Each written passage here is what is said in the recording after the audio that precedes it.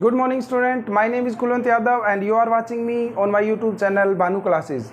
तो dear student, आज के इस वीडियो में हम hello alkene and hello arenes unit का एनसीईआरटी एक्सरसाइज 10.12 क्वेश्चन करेंगे, जिसमें 3 पार्ट्स हैं। उसमें रीजंस बताने हैं आपको, वेरियस क्वेश्चंस हैं। जो पहला क्वेश्चन है कि explain why the dipole moment of chlorobenzene is lower than that of cyclohexyl chloride, यानी कि क्लोरोबेंजीन का जो डाइपोल मोमेंट है ना, वो साइक्लोहेक्साइल क्लोराइड से कम क्यों है। किस किस की कंपैरिजन कर रहा है देखना एक बार, क्लोरोबेंजीन की और साइक्लोहेक्साइल क्लोराइड। तो दोनों कंपाउंड्स को हम लिख लेते हैं। क्लोरोबेंजीन को इधर बना लिया हमने क्लोरोबेंजीन, ओके, और दूसरी तरफ बना लेते हैं साइक्लोहेक्साइल क्लोराइड। ये क्लोरोबेंजीन और इधर है साइक्लोहेक्साइल क्लोराइड। साइक्लोहेक्साइल क्लोराइड का आईपीएसी नेम क्या हो गया, क्लोरोसाइक्लोहेक्सिन। साइक्लोहेक्साइल क्लोराइड कॉमन नेम है और क्लोरोसाइक्लोहेक्सिन आईपीएसी नेम है। अभी पूछ रहा है इसका डाइपोल मोमेंट उससे ज़्यादा क्यों है। तो आपको याद रखना पड़ेगा कि जो डाइपोल मोमेंट है ना, वो दो चीज़ों का प्रोडक्ट होता है, यानी कि दो फैक्टर्स है जो डाइपोल मोमेंट को प्रभावित करते हैं। यानी कि डाइपोल मोमेंट Q गुणा में D का प्रोडक्ट होता है। डाइपोल मोमेंट क्या होता है, it is the product of either charge and distance between them. यानी कि डाइपोल मोमेंट डिपेंड कर रहा है चार्ज पर और डिस्टेंस पर। जिसमें चार्ज और डिस्टेंस ज़्यादा है उसका डाइपोल मोमेंट ज़्यादा हो जाएगा, ठीक है। तो ओबियसली इसमें चार्जेस भी ज़्यादा है और डिस्टेंस भी ज़्यादा है। एक्सप्लेन यही करना है कि चार्ज कहाँ ज़्यादा होगी और डिस्टेंस भी कहाँ ज़्यादा होगी, ओके। तो पहले इसमें देख लेते हैं क्लोरोबेंजीन में क्या सिचुएशन है। क्योंकि डबल बॉन्ड है तो कार्बन की हाइब्रिडाइजेशन क्या है, sp² हाइब्रिडाइजेशन। यानी कि कार्बन यहाँ कैसी है, sp² हाइब्रिड। sp² हाइब्रिड है तो s कैरेक्टर क्या हो गया, यहाँ s कैरेक्टर बढ़ गया, s कैरेक्टर इंक्रीज हो गया। कितना s कैरेक्टर है इसमें, वो तो हाइब्रिडाइजेशन से आपने सीख रखा होगा। इसका s कैरेक्टर 33.33% है s कैरेक्टर, ओके।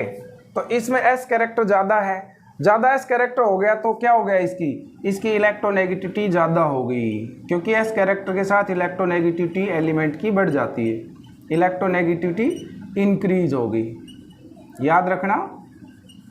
तो इनमें जी कार्बन और हैलोजन के बीच में जो बॉन्ड है, कार्बन ज़्यादा इलेक्ट्रोनेगेटिव है बिकॉज उसने s कैरेक्टर ज़्यादा है, और s कैरेक्टर ज़्यादा होगा तो इलेक्ट्रोनेगेटिविटी बढ़ जाएगी। अब इलेक्ट्रोनेगेटिविटी बढ़ने का क्या प्रभाव हुआ, अब वो इलेक्ट्रॉन्स क्लोरीन को ज़्यादा नहीं दे रहा, ओके। क्योंकि इसकी इलेक्ट्रोनेगेटिविटी ज़्यादा होगी, मतलब क्लोरीन से ज़्यादा नहीं हुई। वैसे in comparison to this carbon, ये कार्बन है, इसकी तुलना में उसकी इलेक्ट्रोनेगेटिविटी ज़्यादा है। सो वो क्लोरीन को इतने इलेक्ट्रॉन्स नहीं दे रहा, क्योंकि वो खुद भी तो पावरफुल हो गया, इलेक्ट्रॉन्स को खुद भी तो खींच सकता है।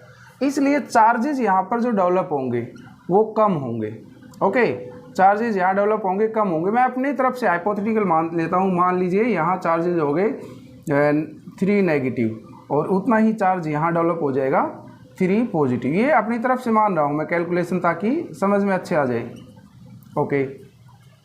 तो यहाँ से मुझे पता लगा कि यहाँ चार्ज कम डेवलप हुए, लेस पोलर है जी। यहाँ कार्बन और हैलोजन का बॉन्ड है ना, वो लेस पोलर है। क्यों कम पोलर क्यों है, क्योंकि जी कार्बन की इलेक्ट्रोनेगेटिविटी ज़्यादा है, वो इलेक्ट्रॉन्स को क्लोरीन की तरफ ज़्यादा नहीं दे रहा, इसलिए पोलरिटी कम हो गई। इसकी बात करें, इसमें जी कार्बन जो है वो sp3 हाइब्रिडाइज्ड है, s कैरेक्टर 25 यानी कि कम है उसकी तुलना में। तो s कैरेक्टर कम है तो इलेक्ट्रोनेगेटिविटी भी इसकी कम होगी। किस कार्बन की, इस कार्बन की इलेक्ट्रोनेगेटिविटी लेस होगी। और जैसे ही इलेक्ट्रोनेगेटिविटी लेस हुई तो ये इलेक्ट्रॉन्स को क्लोरीन की तरफ ज़्यादा रिलीज कर सकता है, ज़्यादा दे सकता है। इसलिए यहाँ चार्जेस ज़्यादा डेवलप हो जाएंगे उसकी तुलना में। सपोज करो यहाँ 5 नेगेटिव हो गया और यहाँ उतना ही अपोजिट 5 पॉजिटिव कार्बन पर हो गया, 5 पॉजिटिव, ठीक है। स्लाइट डेल लगा रहे हैं स्लाइट के लिए, स्लाइट पॉजिटिव। यानी कि चार्जेस के केस में भी यहाँ चार्ज ज़्यादा है, क्योंकि कार्बन की इलेक्ट्रोनेगेटिविटी कम, क्लोरीन इलेक्ट्रॉन्स को ज़्यादा खींच सकता है, पोलरिटी होगी ज़्यादा। यानी कि ये मोर पोलर बॉन्ड है, मोर पोलर, यानी कि चार्जेस यहाँ ज़्यादा हो गए। एक बात, चार्जेस में तो ये जीत गया, चार्जेस यहाँ ज़्यादा हो गए। बात डिस्टेंस की कर लेते हैं। यहाँ आपको पता है कि क्लोरोबेंजीन में रेजोनेंस होता है, रेजोनेंस होता है, और रेजोनेंस के कारण क्या होता है, डबल बॉन्ड आ जाता है। डबल बॉन्ड रेजोनेंस के कारण क्या हो गया, डबल बॉन्ड, यानी कि किस किस के बीच में, कार्बन और हेलोजन के बीच में पार्शियल डबल बॉन्ड आ जाता है रेजोनेंस के कारण। मैंने अच्छे से समझा रखा है। तो डबल बॉन्ड होने के कारण जो बॉन्ड लेंथ है, बॉन्ड की जो डिस्टेंस है, लेंथ है, वो डिक्रीज हो जाती है। तो मैं यहाँ लिखूँ बॉन्ड लेंथ क्या होगी, डबल बॉन्ड होने के कारण bond length decrease, bond length क्या होगी, डिक्रीज, कम होगी। जबकि इसमें जब मैं इसमें बात करें तो इसमें कोई डबल बॉन्ड कैरेक्टर नहीं है, कार्बन और हेलोजन के बीच में सिंगल बॉन्ड है और सिंगल बॉन्ड की जो बॉन्ड लेंथ है डबल बॉन्ड वाले से ज़्यादा होती है। ओके, बॉन्ड लेंथ का ऑर्डर आपको पता ही होगा। बॉन्ड लेंथ का ऑर्डर क्या होता है, कार्बन कार्बन ट्रिपल बॉन्ड सबसे कम बॉन्ड लेंथ होती है, डबल बॉन्ड की थोड़ी सी ज़्यादा हो जाती है और सिंगल बॉन्ड वाले की सबसे ज़्यादा बॉन्ड लेंथ होती है। तो वहाँ डबल बॉन्ड है इसलिए इसकी तुलना में लेंथ वहाँ कम है। ओके, चार्जेस के बीच में डिस्टेंस कम होगी, जबकि इसमें सिंगल बॉन्ड है तो लेंथ ज़्यादा है और डिस्टेंस ज़्यादा होगी।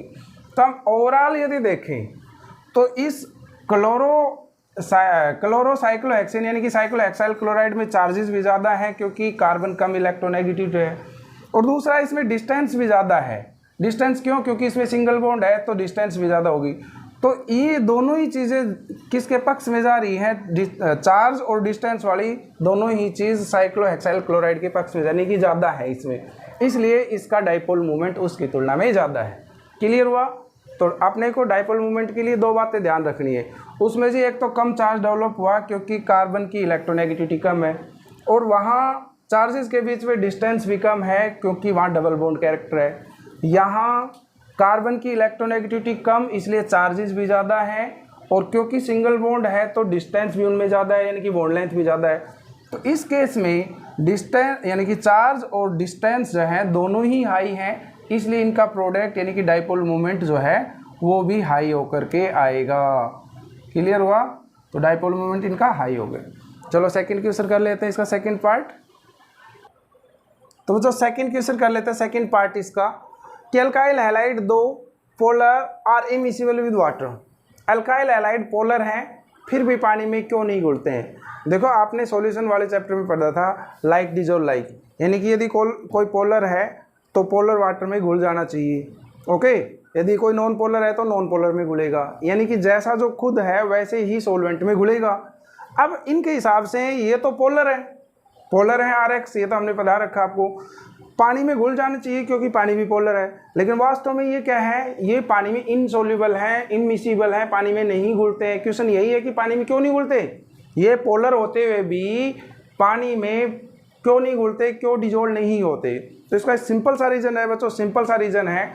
देखिए पहले RX ले रखा है हमने और एक कंटेनर में वाटर ले रखा है।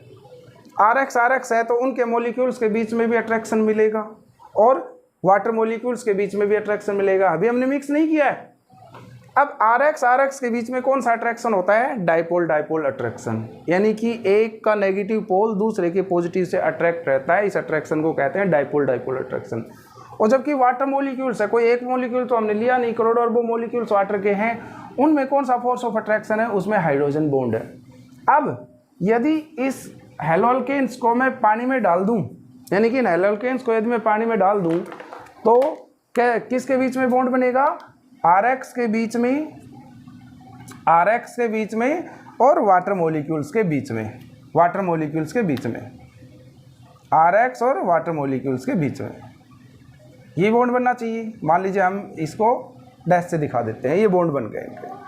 अब एक्चुअल में क्या हुआ कि जो RX और वाटर मॉलिक्यूल्स के बीच में जो फोर्स ऑफ अट्रैक्शन नया सेटअप हुआ है डालने के बाद, वो कमज़ोर है बजाय उनके जो पहले से एग्जिस्टिंग थे, पहले से ही लग रहे थे, उन फोर्सेस से कमज़ोर फोर्स इनके बीच में लग रहा है। तो क्या रीज़न है बताओ। किसी जैसे ही आपने हेलोअल्केन्स को इनके पानी में मिलाया तो हेलोअल्केन और पानी के बीच में जो फोर्स बना यानी कि फोर्स ऑफ अट्रैक्शन बने, दे आर वीक। किसकी कंपैरिजन में कमज़ोर हैं, the force is already existing between the water molecules and RX molecule, यानी कि RX मॉलिक्यूल्स के बीच में और वाटर मॉलिक्यूल्स के बीच में लगने वाले फोर्सेस ज़्यादा हैं।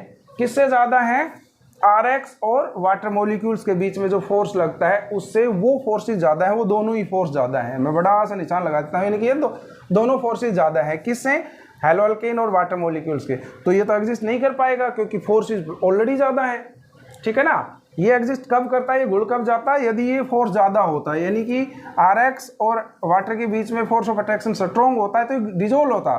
लेकिन वास्तव में इनके बीच में जो फोर्स ऑफ अट्रैक्शन सेटअप हुआ तो वो कमजोर है, इसलिए ये पानी में नहीं घुल पाते। तो एक लाइन का क्वेश्चन, एक लाइन का आंसर क्या देंगे, किसी new forces of attraction develop between the haloalkane and water are weak than the forces existing between Rx and water molecules.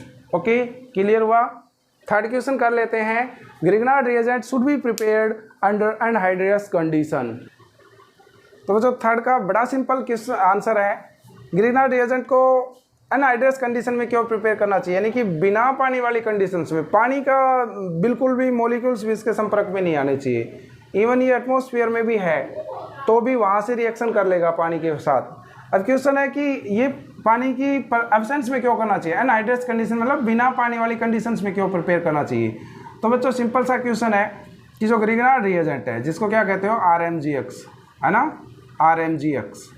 आपको पता है कि इसमें बॉन्ड्स की कैसी नेचर है, कार्बन यानी कि कार्बन और मैग्नीशियम के बीच में तो पोलर बॉन्ड है, मतलब कोवेलेंट बॉन्ड है जो कि पोलर है, और मैग्नीशियम और हैलोजन के बीच में आयोनिक बॉन्ड होता है, ठीक है, इसलिए हमने डैश नहीं लगाया। यानी कि Mg और X के बीच में तो कैसा बॉन्ड है, Mg और X के बीच में तो है आयनिक बॉन्ड, और R और Mg के बीच में कैसा बॉन्ड है, covalent bond, polar covalent bond, polar covalent bond. अब ये पानी के साथ, अल्कोहल्स के साथ, अमोनिया के साथ रिएक्शन कर लेते हैं, यानी कि जिनमें हाइड्रोजन उपलब्ध है, अवेलेबल है, उनके साथ उनकी हाइड्रोजन को एब्स्ट्रैक्ट कर लेता है, निकाल लेता है और हाइड्रोकार्बन में चेंज हो जाता है। तो एक लाइन का आंसर हो गया कि Grignard reagent is very reactive, बहुत रिएक्टिव होता है। तो ये वाटर मॉलिक्यूल्स के साथ रिएक्शन करके हाइड्रोकार्बन में चेंज हो जाता है। तो ग्रिग्नार्ड रिएजेंट बहुत रिएक्टिव है। मान लीजिए RMgX में फिर बना लेता हूँ, ये वाटर मॉलिक्यूल्स के साथ रिएक्शन करेगा। वाटर से अपने को क्या मिलता है, H पॉजिटिव और OH नेगेटिव, राइट। इधर क्या कंडीशन है, इधर है R नेगेटिव Mg पॉजिटिव। तो ये क्या करेगा, ये जो R नेगेटिव है इस पॉजिटिव के साथ रिएक्शन करेगा और RH में चेंज हो जाएगा, और जो MgX और OH बचे ये किसी अनोदर कंपाउंड में चेंज हो जाएंगे। तो इनसे बाई प्रोडक्ट के रूप में क्या मिल जाता है, MgOHX, यानी कि अल्केन में चेंज हो गया। ओके, तो क्या नुकसान हुआ, पानी की प्रेजेंस होते ही किसी Grignard reagent is very reactive, it react with water molecules and change into the hydrocarbon. यहाँ यदि अनसैचुरेटेड रिंग रहती तो भी, यानी यहाँ मान लीजिए फिनाइल वाले बेंजीन रिंग रहती तो भी ये हाइड्रोजन एब्स्ट्रैक्ट कर लेता है, ठीक है।